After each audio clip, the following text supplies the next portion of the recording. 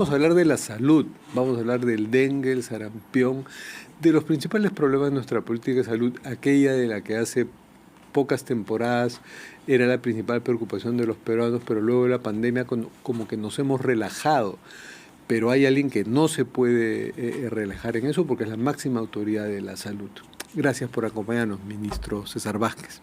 No, gracias a ti, Fernando, por invitarme y darme la oportunidad de conversar con tu audiencia. Buenas noches. El problema número uno de su sector es actualmente la epidemia del dengue, ¿no? Sin duda, es el principal problema sanitario que nos tiene muy preocupados como gobierno. Y no solo hay que preocuparse, sino que hay que ser activo y hay que ser realista. De hecho, sí, estamos haciendo nuestros mejores esfuerzos y actuando en función a un plan que ya hemos preparado, porque nos está permitiendo de una u otra manera contener esto que es como una especie de avalancha para toda América Latina, ¿no? Y ese plan tiene metas. Así es. ¿Y nos puede mencionar una meta con cifras? Mira, en realidad la Organización Mundial de la Salud lo dijo ya hace 4 meses atrás.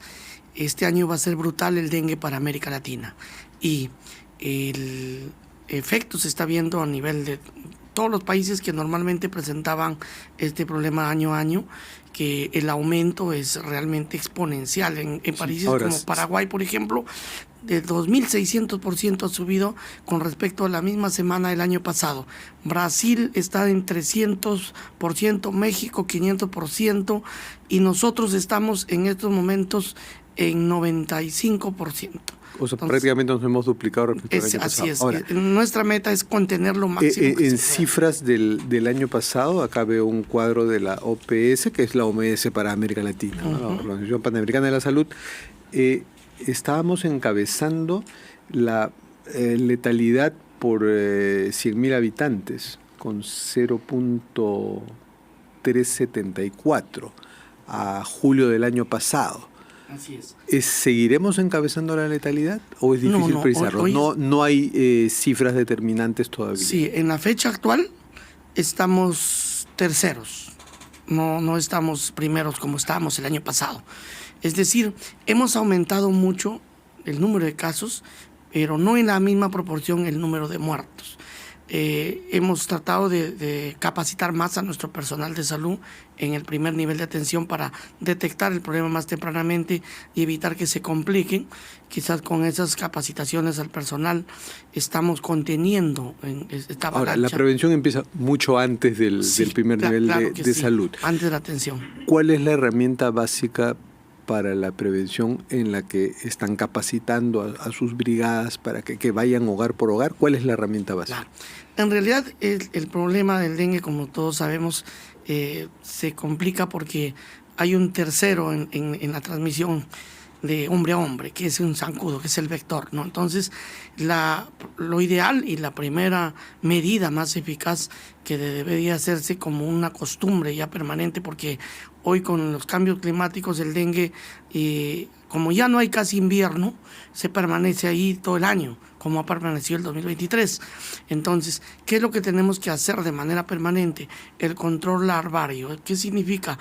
El huevo, la larvita del zancudo que normalmente se cría dentro del domicilio, en las aguas de los floreros, de los maceteros, de algún inservible que por ahí contiene líquido, y allí tenemos que ir nosotros con nuestro personal, colocarle el producto, y con eso evitamos que el huevo pase a ser insecto adulto.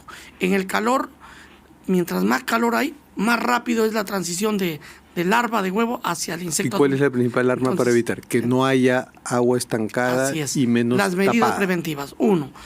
Si estamos diciendo que el zancudo es intradomiciliario y está en el agua limpia, entonces lo primero que tenemos que hacer, como tenemos muchas zonas donde no hay agua y saneamiento básico y la gente lamentablemente tiene que recolectar su agüita para su consumo humano, para su servicio diario, en depósitos. Lo que hay que hacer entonces es que los depósitos estén tapados. Entonces, ese es un tema que la población tiene que tenerlo como un hábito educativo y nos va a ayudar mucho a nosotros. Pero, por ejemplo, ¿cuáles son las grandes campañas que usen las herramientas de la comunicación para que la población haga conciencia de eso?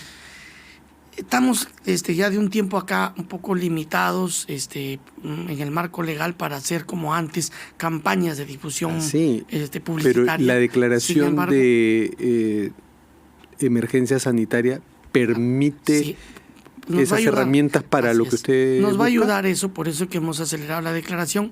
Además de eso, hemos hecho también un acuerdo con algunas empresas privadas, por ejemplo, la Asociación de Laboratorios del Perú, la Sociedad de Industrias, para que ellos nos puedan ayudar como parte de su labor social en esta lucha, unidos contra el dengue, en esta cruzada que desde el gobierno hemos emprendido, nos puedan ayudar con las campañas publicitarias que concienticen a la población, eduquen a la población, porque hay una buena parte del éxito que depende también de la población.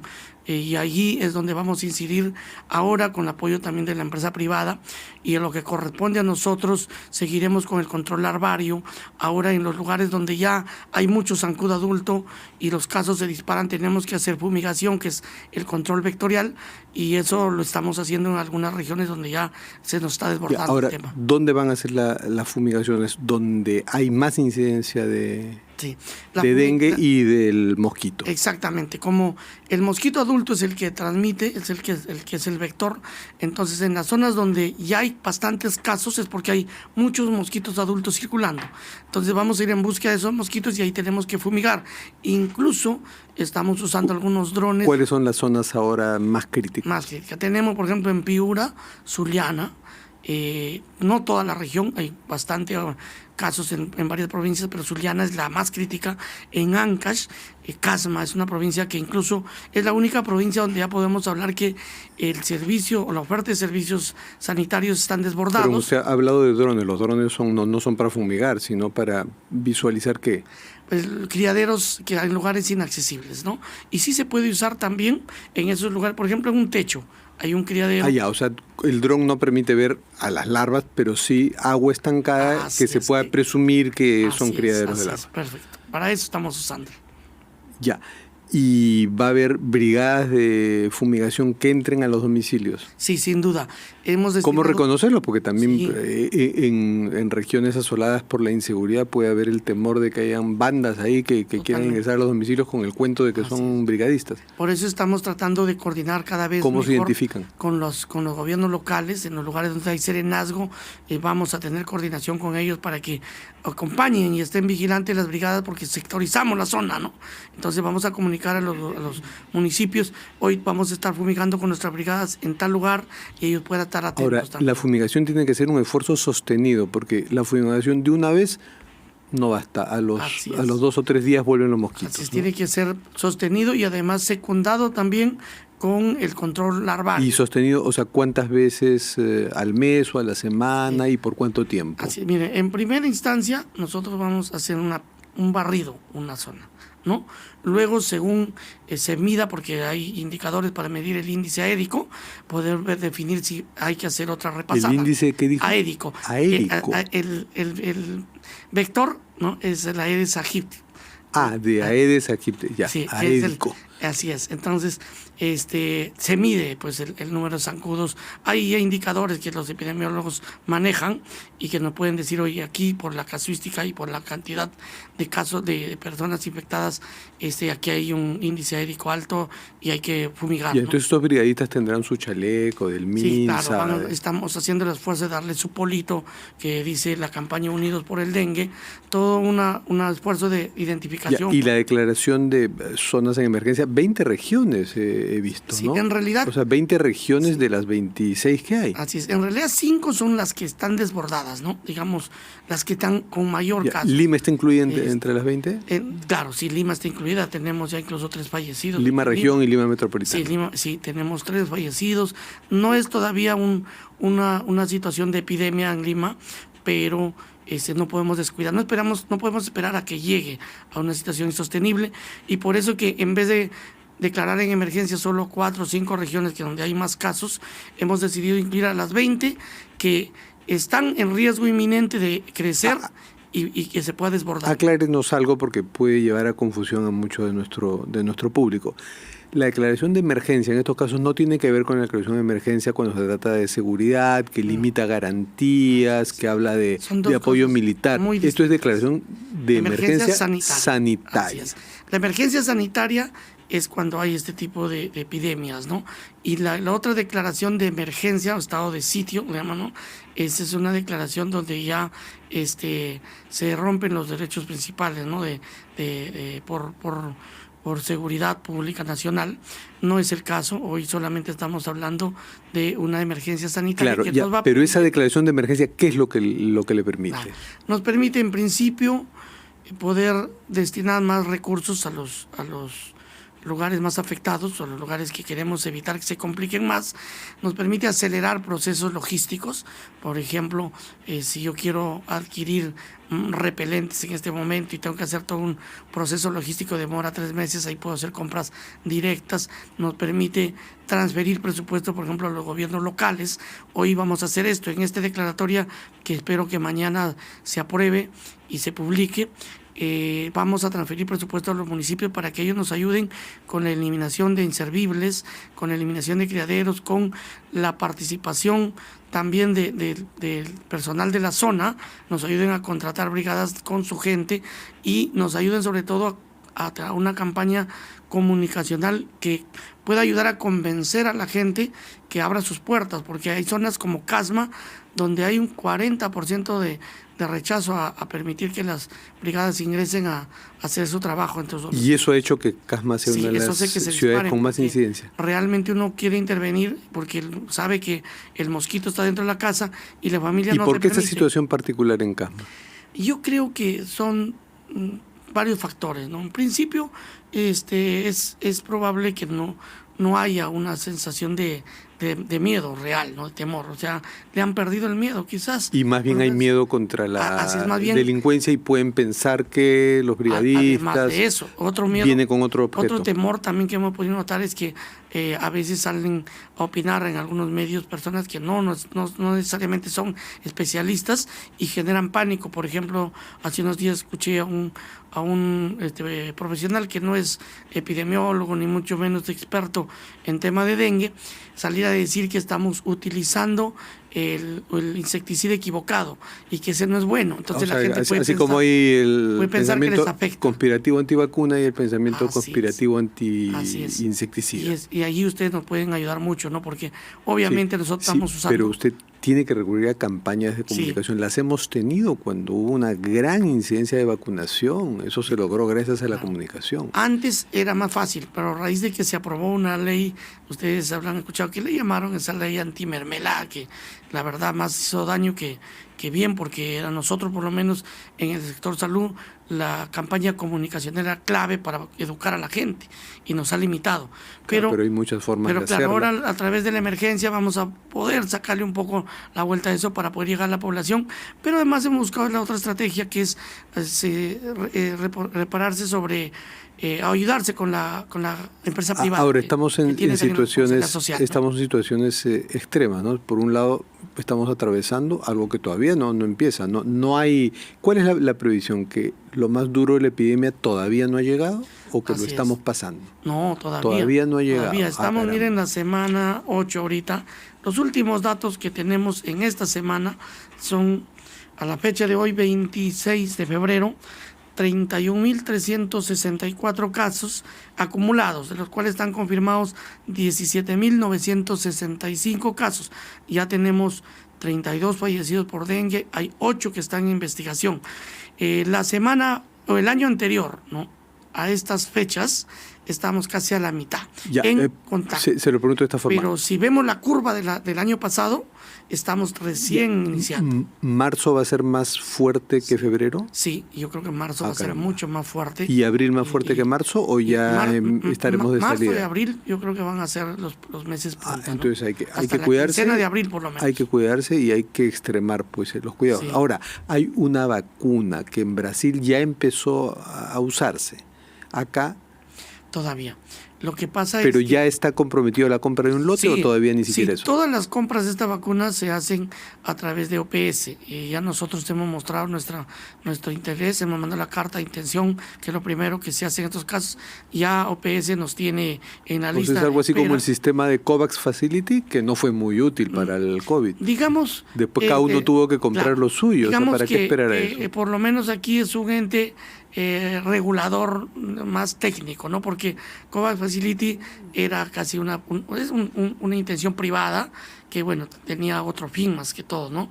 Pues además era un intermediario. Pero OPS de casi nada nos sirvió COVAX. No, definitivamente ya, OPS sí nos va a servir. OPS es más técnico, ¿no? Entonces prioriza según la necesidad real de los lugares donde están más afectados.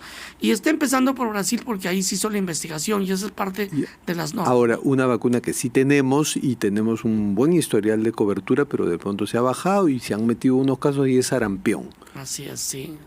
¿Cómo hacer para que se intensifique y ese 5% que faltará vacunarse vacune? Sí, en principio es un tema que es consecuencia de la pandemia. En el mundo en general, a raíz de la pandemia se descuidó la vacunación regular y también se descuidó aquí, al menos en Perú, el primer nivel de atención. Ha sido y es difícil volver a recuperarse de toda esa práctica negativa que nos dejó la pandemia y sobre todo de la aparición de estos grupos antivacuna que han generado bastante temor en la población. Hoy nosotros hemos intensificado nuestro trabajo para enfrentar el sarampión y hacer barridos. Inicialmente teníamos 22 millones preparados para que se haga el barrido y la campaña en julio, que normalmente se hace porque se va avanzando de manera regular, y en julio, según la necesidad, se hace un barrido intenso en todo el país. Pero acabo de aprobar una resolución ministerial para que ese presupuesto se use ya de inmediato, en los próximos días, y comencemos un barrido antes que lo programado. Además, hemos elaborado un decreto supremo que esperemos también un Consejo de Ministros lo apruebe, donde estamos solicitando 70 millones más porque queremos hacer un barrido realmente potente a nivel nacional para cerrar las puertas a esta posibilidad que aumente el sarampión, ya que tenemos 2 casos. Ministro, y ahora tengo que hacer una pregunta personal, pero ha habido una denuncia que cuando usted aún no era ministro, bregó para que su esposa, la señora Horna, tuviese un trabajo con la congresista Heidi Juárez. Sí, he visto ese reportaje, lamento, ¿no? La congresista me llamó después que lo habían entrevistado y la verdad a mí me dijo, me han hecho una entrevista, me han preguntado por tu esposa y me han sorprendido y me he puesto nerviosa. Me dijo, bueno, cuando he visto la entrevista ya no lo he visto nerviosa, ¿no? Pero la congresista no es de sorprenderse, porque ha hecho cosas muy calculadas. De ella se dice que era una... Me deja... Se dice que era una topa de el presidente Castillo en Alianza para el Progreso. Y yo como político entiendo que debe ser pues parte de estos... pero los avatares. Pero su esposa trabajó con ella. Mi esposa trabajó en el Congreso, no solo con ella, ha trabajado antes, incluso con ella solo trabajó 2 o 3 meses y lo que es peor, ella entró antes que yo entre como asesor en el Congreso y obviamente eso fue hace 2 años. ¿Usted fue asesor de la subcomisión de acusaciones constitucionales con Lady Camones? No, fui asesor de la primera vicepresidencia. Antes que asuma ese cargo ahí, mi esposa entró a trabajar con ella. Y es falso que yo le haya presionado, que le haya sugerido, porque además yo creo que con la investidura que tiene un ministro, perdón, un congresista, no se va a dejar influenciar por un asesor, ¿no? Bueno, hay mucho que explicar ahí. Pero si el asesor es una figura importante del partido... Yo he sido congresista también. Pero usted era una figura importante en Alianza para el Progreso, ahora está de licencia. Cuando he sido congresista... Créeme que me tocó con muchas figuras importantes y nunca me dejé. Es una figura tan importante en Alianza para el Progreso que todos los otros partidos dicen Alianza para el Progreso tiene su cuota en el gabinete, que es el ministro César Vázquez. Pero eso no es tan cierto. La gente... Pero usted es consciente que su presencia en el gabinete de alguna forma compromete a Alianza para el Progreso. Es posible que se preste a este tipo de interpretaciones, pero yo le he aclarado más de una vez.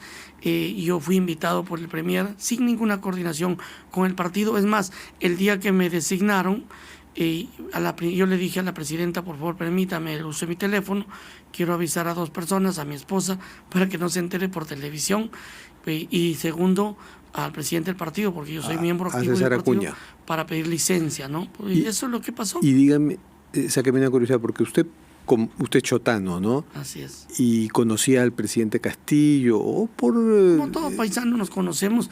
Yo he sido un hombre público antes. ¿Usted recibió en algún momento una invitación de tener algún cargo en el gobierno de Castillo? No, nunca, porque además, si ustedes recuerdan, y ya que haces mención al partido al que pertenezco y del cual estoy de licencia, en ese momento mi partido que yo militaba, activaba, no apoyó a la candidatura de Pedro Castillo, apoyó a Keiko Fujimori en segunda vuelta. Entonces yo soy consecuente y coherente con mi línea partidaria que en ese momento... Claro, pero eso no quita que usted, por las relaciones coterráneas de pronto... Nunca tuve ni nunca lo busqué porque... ¿Nunca conversó con Castillo mientras era presidente? No, nunca hubo la oportunidad de tratar estos temas. Vale, bueno. Muchas gracias, ministro. Una última pregunta. Usted está en todas, ahora lo han llamado para que declare como testigo en el tema de los intocables de la corrupción. Ya cuando uno es ministro y se vuelve una figura pública, se acuerdan del trabajo de uno, de su familia de hace 2 años y medio, se acuerdan de que visitó hasta las oficinas de los ministerios. Yo fui congresista más de 3 años y he visitado todos los ministerios en función en cumplimiento a mi función de representación, de fiscalización. Seguramente he ido a Provías descentralizado, Provías nacional, no recuerdo ni el nombre completo, menos el rostro del señor investigado, el señor Revilla. Y entonces, como seguramente el fiscal en la investigación está llamando a todos los que pasaron por esas oficinas, y seguro los 130 congresistas habrán pasado, porque todos usted y como soy un hombre colaborará público, con la justicia y dará su testimonio. Voy a ir como mi calidad de testigo y diré la verdad, que seguramente fui por una función de representación y fiscalización, pero más allá no tengo nada que decir. Bueno, muchas gracias, ministro Sarvás, que terminamos con nuestras cartas sobre la mesa. A ver, barajo, por favor, puede partir el mazo y escoger una carta y leer. ¿Qué dice la carta? La vida consiste no en tener buenas cartas, sino en jugar bien las que uno tiene. Bueno, tiene que jugar bien las cartas que por la salud del país vamos a jugar las cartas que tenga en su sector tan importante. Muchas gracias, ministro César Vázquez.